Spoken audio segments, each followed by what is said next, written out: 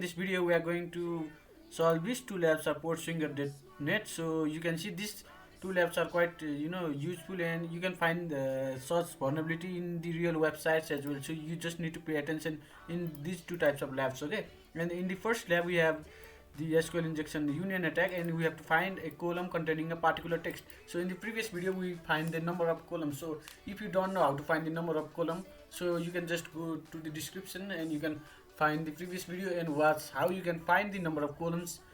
Okay, using the SQL injection vulnerability. And now we have to find a particular text in that one, and after that we will retrieve some data from other table as well. So okay, so let us click on this access the lab. Okay, you guys just ignore this message. Okay, I had already solved this lab, so I have just make this videos to make you understand. So I'll just click on this gift category. So you can click on any random category. Okay, let us know the number of columns. So let us write with it with 4. Okay, let us go with 4, and we can just keep on decreasing. No, it do not contain 4 columns. Now let us go with 3 columns. Okay, now we are pretty sure that it contains 3 columns. Now we have to replace this with, okay, let us replace this with any string. Okay, so you can see it reflected the same string here, string here. So in this way you can solve this lab. So this string is contained in the second column. That's what this vulnerability means to say. So this might be a bit different in your case while you are trying to solve this lab. So you might be shown some string here. Let's say you are shown A here. So no, I've already written A. So let us say that it contains, you need to replace some string by just let's say Sandesh here. So Sandesh will be reflected.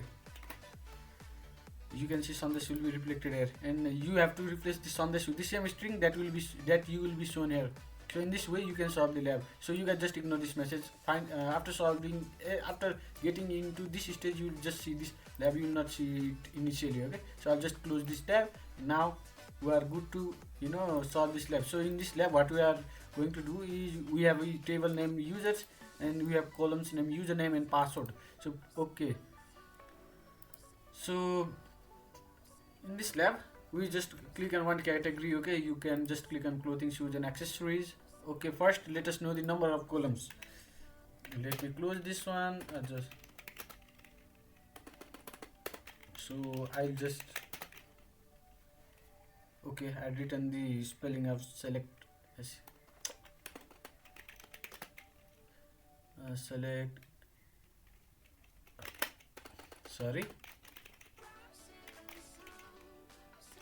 So let us go with 3 columns here.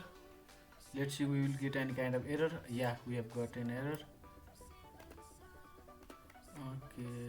Okay, now that when we have written 2 null, we have got something here. So it means there are 2 columns. So we know the number of some tables are username and password, and it is presented inside the table name users. So we are going to replace this null with username and password. Okay, let me just go there once again. Okay, username and password from the table name users, right? Okay, let us see we will get something here or not. Okay, username password. Okay, users. So the table name is also correct.